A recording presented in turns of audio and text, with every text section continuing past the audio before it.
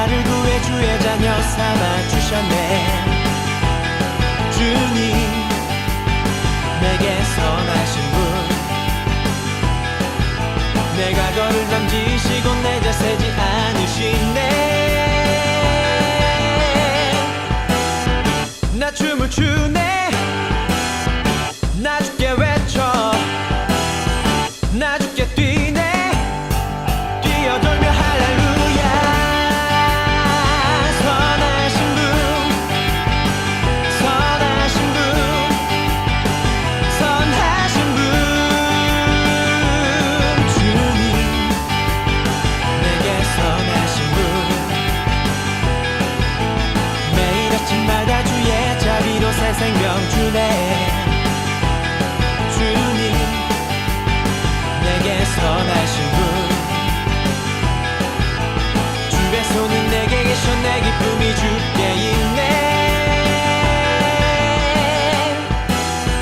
나 춤을 추네. 나 주께 외쳐. 나 주께 뛰네. 뛰어돌며 할렐루야. 선하신 분, 선하신 분, 선하신 분. 오직 주님이 나를 구하셨네. 나 거리에서도 찬양을 드리리. 나 춤을 추네. 나 주께 외쳐. 나 주께 뛰네. 뛰어돌며 할렐루야. 선하신 분, 선하신 분, 선하신 분.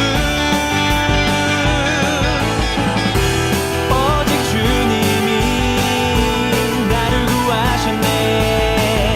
나 거리에서도 찬양을 드리리. 나 춤을 추네. 나 주께 외쳐. 나 주께 뛰네. 뛰어돌며 할렐루야. 선하신 분, 선하신 분, 선하신 분.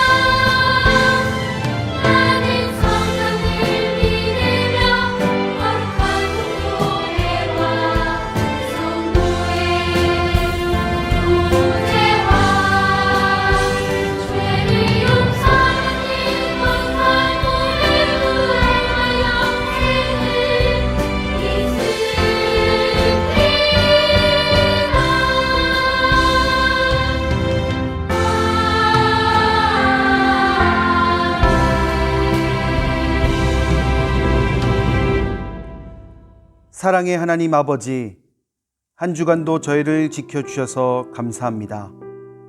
우리에게 예수님을 보내주셔서 생명을 얻게 해주시고 하나님의 자녀가 되는 권세를 주시니 감사합니다. 우리에게 소망을 주신 하나님, 어려운 시기를 살아가고 있지만 꿈을 꾸게 하시는 하나님만 의지합니다. 주님이 꾸게 하신 꿈을 이룰 수 있는 지혜와 능력을 주세요. 오늘도 정성껏 예배를 드립니다. 집에서 영상으로 예배를 드리고 있지만 성령님께서 우리 마음에 다가와 주셔서 하나님께 영광 돌리는 시간이 되게 해 주세요. 말씀에 집중할 수 있도록 도와주시고 찬양과 기도를 통해 닫혀있는 우리의 마음을 열어주세요. 모든 말씀 예수님의 이름으로 기도드립니다. 아멘. 사도행전 10장 44절에서 48절 말씀. 베드로가 이 말을 할 때에 성령이 말씀 듣는 모든 사람에게 내려오시니 베드로와 함께 온 할례 받은 신자들이 이방인들에게도 성령 부어주심으로 말미암아 놀라니 이는 방언을 말하며 하나님 높임을 들음이러라. 이에 베드로가 이르되 이 사람들이 우리와 같이 성령을 받았으니 누가 능히 물로 세례 베품을 금하리요. 명하여 예수 그리스도의 이름으로 세례를 베풀라 하니라. 그들이 베드로에게 며칠 더 머무기를 청하니라. 아멘.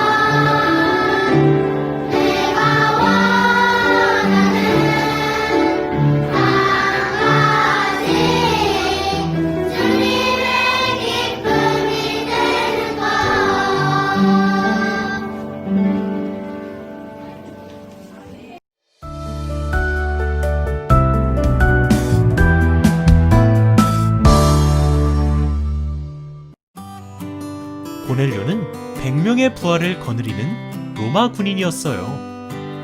그는 경건하고 하나님을 경외하며 어려운 사람들을 많이 도왔어요. 어느 날 고넬료는 환상 중에 하나님의 사자를 만났어요. 하나님의 사자는 요빠에 머물고 있는 베드로를 만나라고 하셨어요. 한편 베드로는 하나님께 기도하던 중에 놀라운 환상을 보았어요. 그러나 그 환상이 무슨 뜻인지 이해되지 않아 궁금하던 참이었어요. 그때 마침 고넬료가 베드로에게 보낸 사람들이 도착했어요. 고넬료는 환상 중에 본 것을 베드로에게 이야기했어요. 그 이야기를 듣고 베드로는 마침내 하나님이 보여주신 환상의 의미를 깨달았어요. 하나님은 이스라엘뿐만 아니라 모든 사람들이 구원받기 원하신다는 것을요. 드디어 그 구원의 계획이 시작되었어요. 할렐루야! 우리 아동부 친구들 한 주 잘 보냈어요? 목사님도 한 주 잘 보내고 있어요. 매주 영상 녹화를 할 때마다 이곳 아동부실에 와 있는데 빈자리가 너무 크다라는 게 느껴집니다. 원래는 이 공간에서 우리 친구들과 함께 소통하고 또 문제도 내고 또 율동도 하고 이런 시간들이 였는데 그게 잠시 중단되었다고 하니까 좀 마음이 많이 아파요. 그래서 올 때마다 이 자리는 누구 자리, 이 자리는 누구 자리 이렇게 생각하면서 다시 만날 그날을 목사님은 기대하며 있습니다. 우리 친구들도 집에서 예배 드리는 거 너무 익숙해져가지고 교회 안 나가야지 이게 아니라 하루빨리 이곳에서 함께 모여서 우리 선생님들과 또 목사님과 함께 소통하면서 예배 드릴 수 있는 우리 친구들 될 수 있도록 또 기도해 주시고 또 있는 곳에서 끝까지 하나님의 참된 자녀다운 모습으로 살아갈 수 있는 우리 아동부 친구들 되기를 간절히 소망합니다. 아멘. 오늘 목사님과 우리 친구들이 함께 나눌 말씀을 보면 만남이 있어요. 누가 누구의 만남이냐? 베드로와 고넬료라는 사람의 만남입니다. 말씀을 나누기 전에 우리 친구들 한 가지 질문해 보겠습니다. 예를 들어서 우리 친구들이 부모님과 함께 놀이동산을 간다고 했을 때에 가장 중요한 게 뭘까요? 1번 잘생겨야 된다. 2번 돈이 많아야 된다. 3번 성격이 좋아야 된다. 4번 잘 모르겠다. 몇 번일까요? 그렇죠? 여기는 정답이 없습니다. 왜 정답이 없느냐? 놀이동산에 가려면요 얼굴이 잘생기고 뭐 성격이 좋고 돈이 많아야 된다 이게 아니에요. 뭐가 중요하냐? 입장권이 있냐 없냐라는 거예요. 입장권. 물론 뭐 돈으로 입장권을 사면 되겠죠. 그리고 성격이 좋으니까 다른 사람들한테 입장권을 사달라고 말할 수도 있을 거예요. 그런데 중요한 건 뭐냐면 돈이 아무리 많고 성격이 아무리 좋아도 정작 그 입장권을 구하지 못하면 놀이동산에 들어갈 수 있어요 없어요? 없다라는 거예요.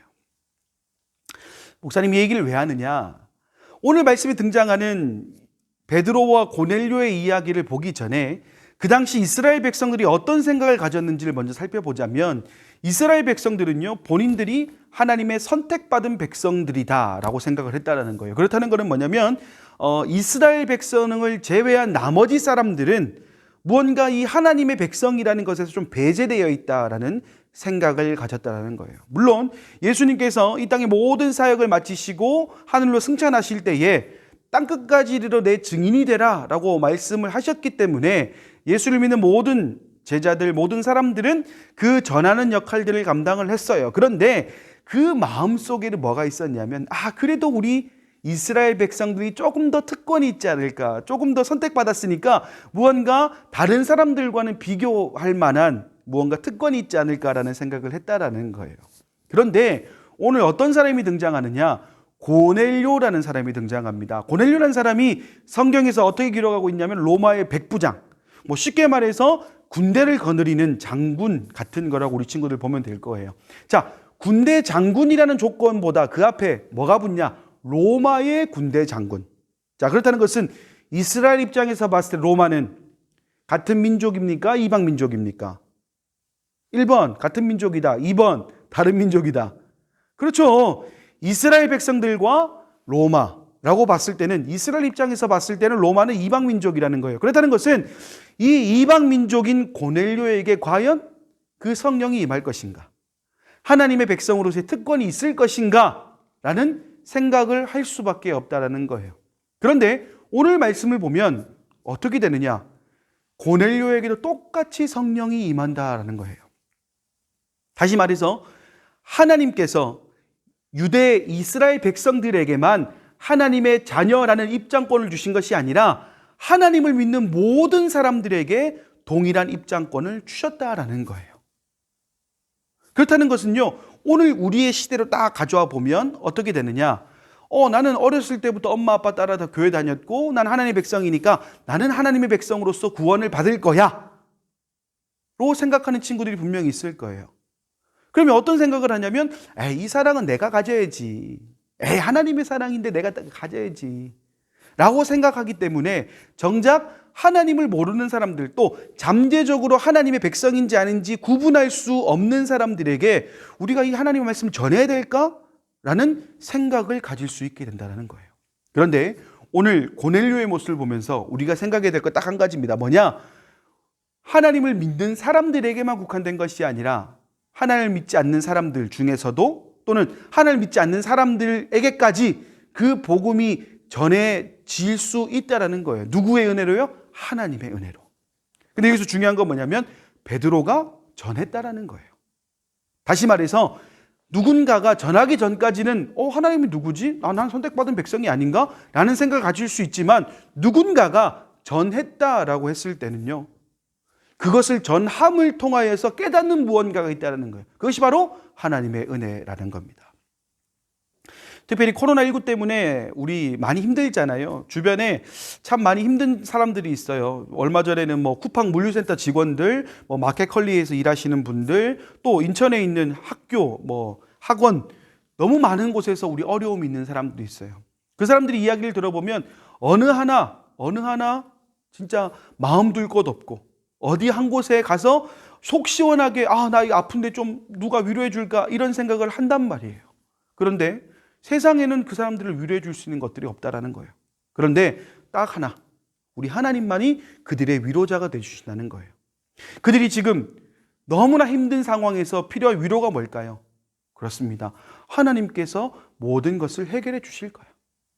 내가 만난 하나님께서, 앞으로 만날 하나님께서 그들의 인생을 바른 길로 인도해 주실 것이야 라는 확신만 있다면 가능하다라는 거예요. 어떤 확신요? 나는 하나님의 자녀라는 확신. 내가 비록 어렵고 힘든 상황에 놓여 있다 할지라도 하나님께서는 하나님의 백성을 버리지 않는다라는 그 확신을 그들에게 심어줄 수 있다면, 적어도 코로나19 때문에 위기를 맞이한 우리 인천이, 또는 우리 대한민국이 다시금 재도약할 수 있는 기회를 맞이할 수 있지 않을까라는 겁니다. 사랑하는 여러분, 오늘 베드로가 고넬료를 만났던 것, 어쩌면 이것도 하나님 계획 안에 포함되어 있다고 생각할 수도 있어요. 그렇다는 것은요, 앞으로 우리 친구들이 누군가를 만난다는 것, 누군가에게 하나님을 전한다는 것, 그리고 하나님의 백성으로 살아간다는 것, 이것들도 하나님의 계획 안에 포함되어 있다라면 우리가 그것을 마다할 이유가 없다라는 것입니다.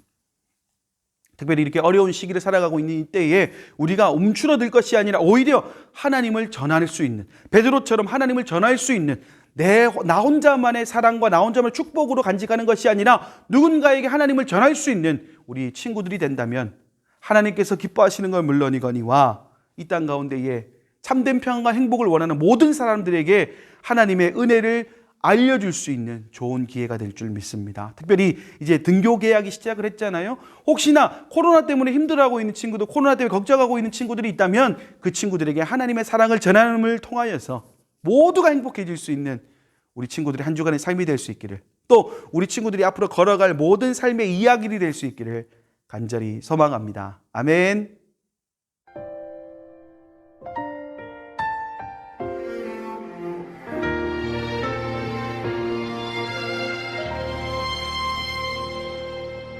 나는 하나님을 예배하는 예배자입니다.